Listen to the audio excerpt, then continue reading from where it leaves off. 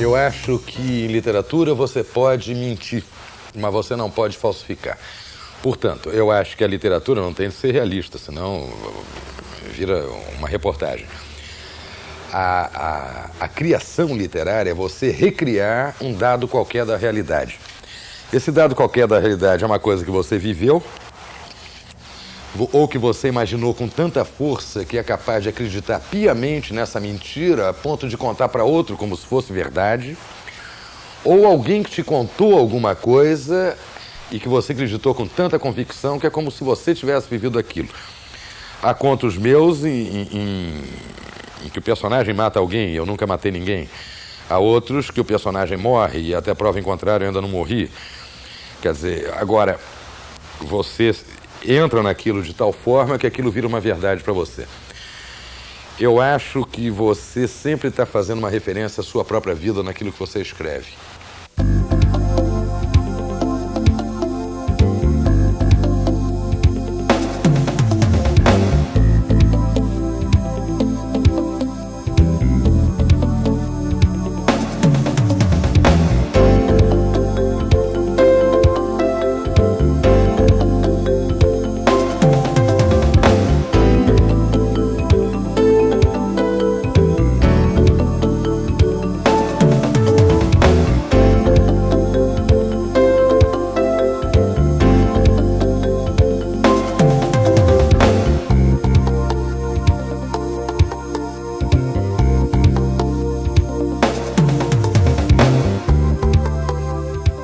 A formação da minha vida, a minha formação, se dá através de Monteiro Lobato, através de Tom Sawyer, através de Mark Twain, não é?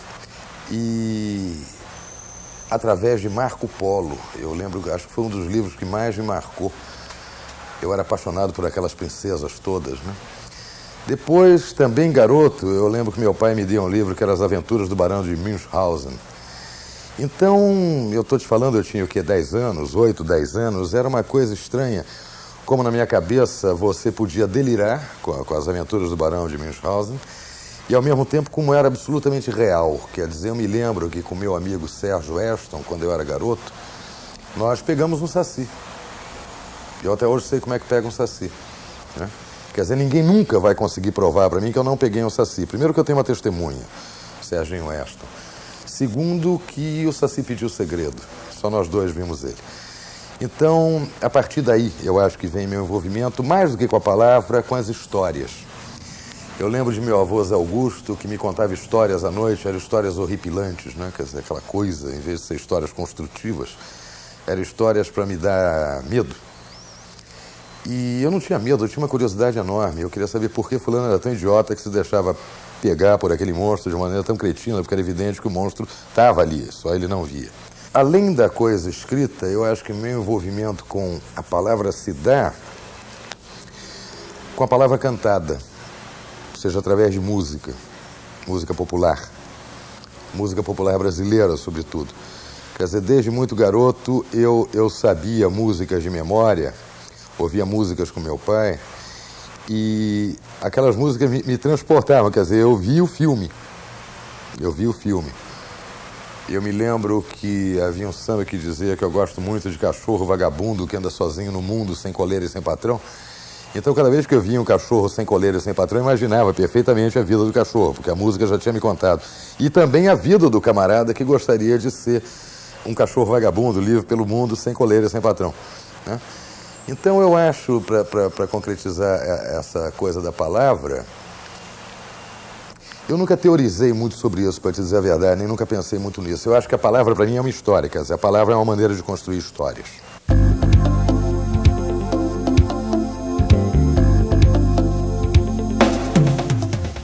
Eu estou escrevendo 24 horas por dia, quer dizer, o escritor, na verdade, é um grande vampiro, é um grande espião. Qualquer coisa, eu estou eternamente trabalhando, quer dizer, eu acho que o escritor não trabalha apenas quando ele está na máquina, ou no computador, ou no papel. O escritor trabalha 24 horas por dia. É a única profissão que é 24 horas por dia, porque você sonha à noite, né? Quer dizer, mesmo dormindo, o escritor trabalha. Eu acho que a pergunta-chave que se deveria fazer a um escritor, ou a qualquer pessoa, sobretudo quando você está no começo da carreira, é se você, se imaginaria ser outra coisa do que escritor. 2, se você conseguiria viver sem escrever, né? Quer dizer, e a resposta para as duas coisas para mim é não e não. Eu adoro fazer outras coisas, claro, mas se eu não pudesse escrever, se algum dia me fosse tolhido o ato de escrever, eu acho que aí a vida perderia absolutamente qualquer vestígio de graça.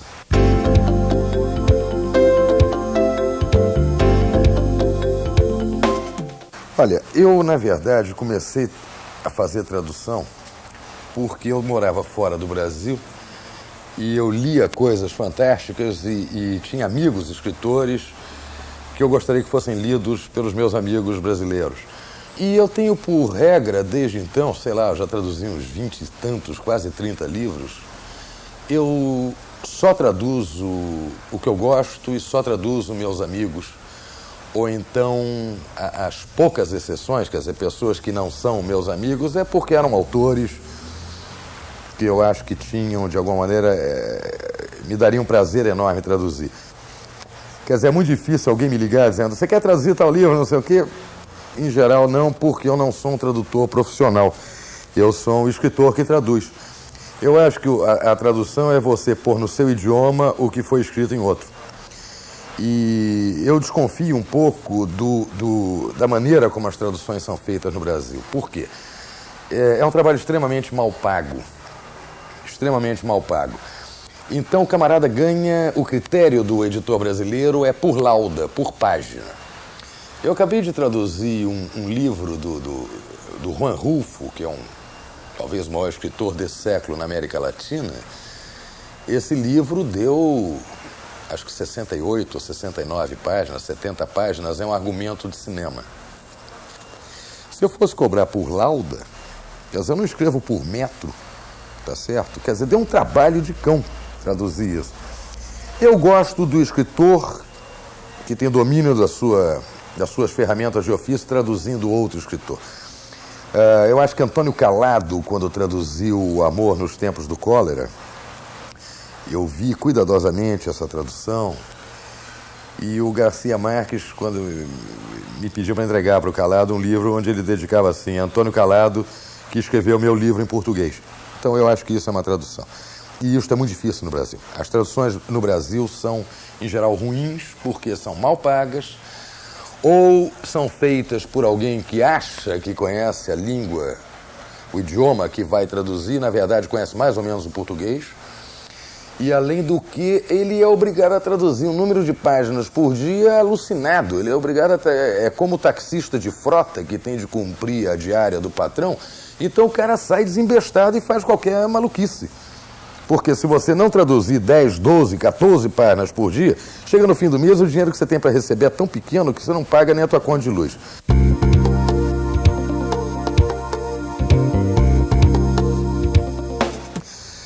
Olha, eu acho que você tem alguns tipos de prêmio. Por exemplo, há um prêmio ao qual você se candidata, você se inscreve e ganha.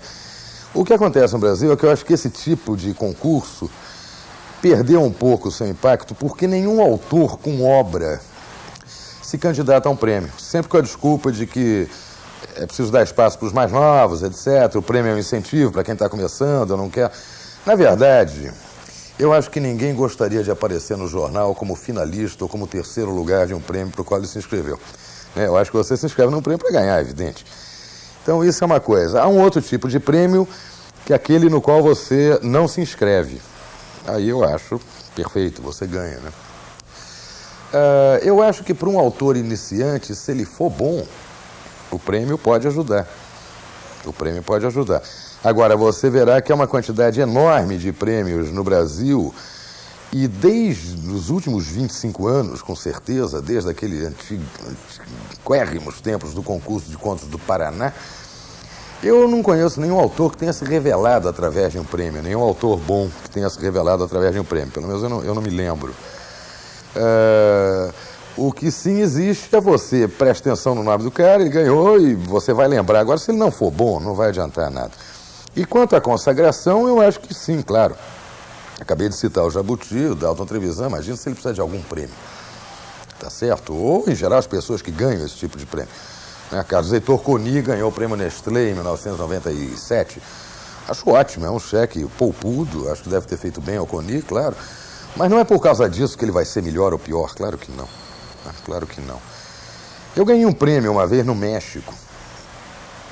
Era um prêmio que já não existe mais, era um prêmio muito importante, que uma vez eu fui finalista, perdi também, por sorte, perdi para um amigo meu chileno, e em 1990, sei lá, eu não me lembro agora o ano, 89, 90, por aí, eu ganhei.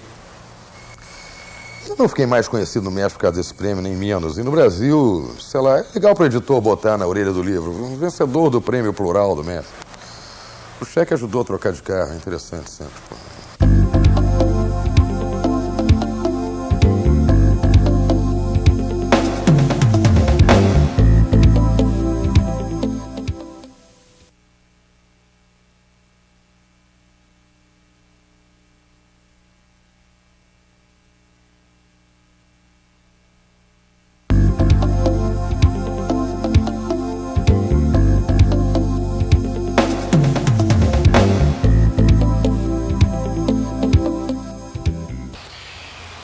O Garcia Marques diz que a coisa mais determinante da literatura dele é a infância dele.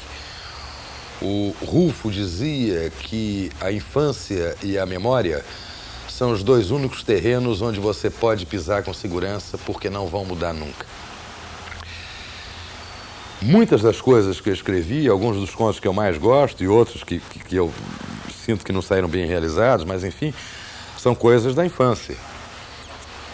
Eu acho que, no fundo, todo ser humano, o que ele quer é ser feliz, né? Eu não acredito que ninguém seja feliz, eu acho que você pode estar feliz em vários momentos da sua vida. Agora, a perseguição é essa, é chegar lá e ficar lá. Eu me lembro que quando eu tinha, sei lá, 10 anos, 11 anos, nós fizemos, amigos, né? Amigos de infância, nós fizemos um juramento de sangue. A ideia era cortar o pulso, né? Aquela coisa meio de que a gente via no cinema, dos índios americanos e tal, um juramento de sangue, né? E o juramento de sangue era ser feliz. Na hora de cortar o pulso, deu medo em todo mundo, ninguém ia ser doido lá de cortar errado, né? Então a gente furou o polegar. Então era polegar com polegar, aquele sanguinho ali, aquela gotinha, mas tal, que íamos ser felizes. Esse juramento de infância, eu escrevi um conto há muitos anos atrás, saiu publicado, é um conto que eu acho que está ali, eu não quero mais mexer nele, ele está do jeito que está. Porém, o tema desse juramento é muito recorrente na minha literatura, e no livro que eu estou escrevendo agora ele aparece com toda a nitidez. Na verdade, é um livro sobre o amor e a felicidade, e é claro, aquela tarde em que a gente furou o dedo e jurou que ia ser feliz, é a medula do livro. Está ali.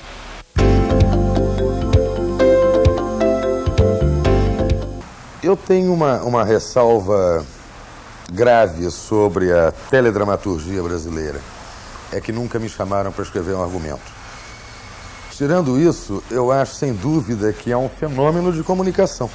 Quer dizer, eu acho que o Brasil soube desenvolver uma linguagem de teledramaturgia renovadora. Tanto assim que criou uma escola que atinge públicos os mais inusitados pelo mundo afora. Agora, se você lembrar que a telenovela brasileira conta com a colaboração de gente como Ferreira Goulart, como Dias Gomes, tá certo? Então aí fica mais fácil você começar a entender. Eu acho que houve uma somatória de um investimento grande na técnica da montagem da novela, ou seja, enquadramento, iluminação, etc. Houve uma inovação forte na linguagem da teledramaturgia, que muitas vezes sabe responder a uma realidade do cotidiano, ou seja, é uma linguagem que estabelece um diálogo com o espectador. Evidentemente, isso é uma faca de dois gumes, porque te permite pasteurizar a consciência do espectador. Você fala a língua dele para convencer ele das tuas ideias, e não para despertar nele a capacidade de ter ideias, né? Agora, isso já é uma outra tese. Eu acho que o produto final, tecnicamente, é muito bem feito. A consequência desse produto pode ser duvidosa.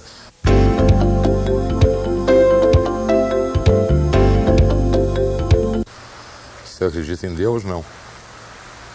Não. Eu não penso muito nisso, não, mas é evidente, não. Eu sou absolutamente materialista, não acredito em Deus. Aliás, acho que nunca acreditei em Deus. Acho que em nenhum momento da minha vida acreditei em Deus.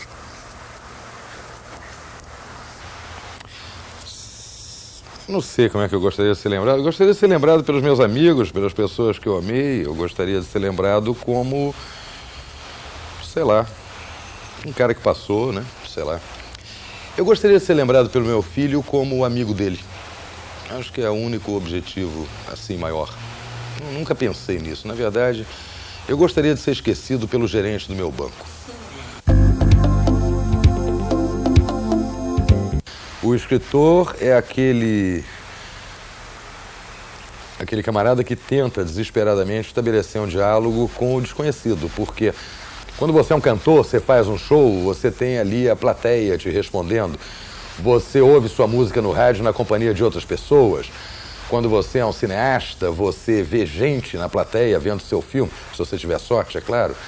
Quando você é um ator ou um autor de teatro, a mesma coisa. Escritor, não. Eu sei lá quem é que comprou meu livro, se vai amassar meu livro, vai jogar ali fora, vai dar de presente para alguém que não vai ler, entendeu? Então você lança imagens ao vazio. Às vezes você tem respostas. Eu acho que um texto que consegue mover o chão debaixo dos pés de uma só pessoa, um texto que toca a alma de uma só pessoa, valeu a pena ser escrito.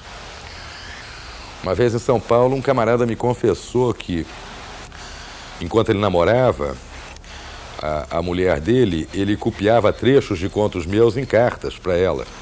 É evidente que eu quis conhecer a moça, porque afinal tinha alguma coisa a ver com a vida dos dois. Anos depois ele me contou que tinha separado da mulher e que tinha mandado numa carta para ela, ou seja, no final da relação, um pedaço de um outro conto meu. A conclusão que eu cheguei é que esta moça, evidente, nunca tinha lido nenhum livro meu, senão teria se separado do cara antes, talvez, né? Porque já teria lido o trecho da separação. Eu acho que o escritor é isso, quer dizer, você escreve tentando se comunicar com alguém. Quando você se comunica com alguém, valeu a pena. É só isso. O escritor é um cara que põe uma palavra ao lado da outra. Só isso. E um ponto final.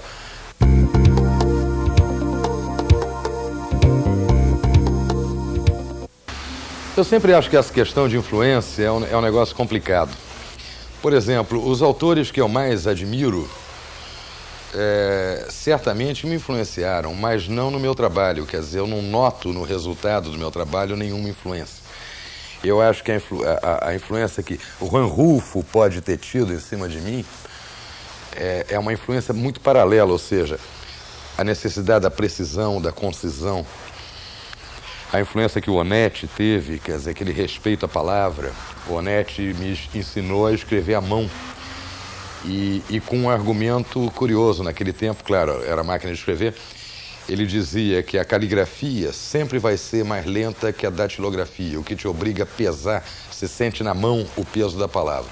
A influência que, sei lá, que o Eduardo Galeano teve em cima de mim é uma influência enorme, uma influência de irmão mais velho. Agora, não tem nada a ver a literatura dele com a minha, quer dizer, as influências se dão muitas vezes na pessoa do que na obra. Agora, eu também acho que tudo que você capta te influencia. Miró, a pintura de Miró, a música de Brahms, né, a música de Piazzolla, o som único, límpido, perfeito do piano do Tom Jobim, a maneira do Tom, numa música só, colocar tantas variantes, tantas atmosferas, isso acaba te influenciando, porque é isso que você busca quando você está num processo de criação, num processo de escritura. Evidente que se alguém for ler um conto meu e for ouvir aquela música, Suíte Gabriela, do Tom Jobim, não tem nada uma coisa a ver com outra. Agora, eu sei que tem tudo uma coisa a ver com outra, quer dizer, aquilo é uma influência direta. A noção da construção na pintura, da construção na música, isto é uma coisa que você busca quando você escreve.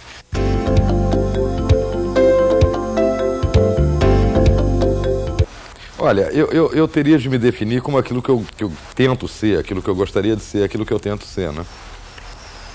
Quer dizer, eu acho que eu fui talhado para respeitar certos valores que são intocáveis, não é? Lealdade, solidariedade, a tua integridade, que é uma coisa que ninguém pode definir o que é, mas todo mundo sabe o que é. Eu acho que esses são, digamos, os nortes básicos da vida. Além disso, se eu tivesse de me definir, eu sou um cozinheiro mais do que razoável, eu dirijo bastante bem, eu sou tricolor, calço 41, tento ser amigo dos meus amigos e tento viver a vida da melhor maneira possível, dentro daqueles parâmetros básicos, né? E acho que é isso, quer dizer, é muito complicado você se definir, porque a primeira reação seria dizer, não, o cara é legal, Eric Nepomuceno é um cara legal. Mas daí se eu for pensar bem, eu vou começar a achar que legal quer dizer, né? Esforçado.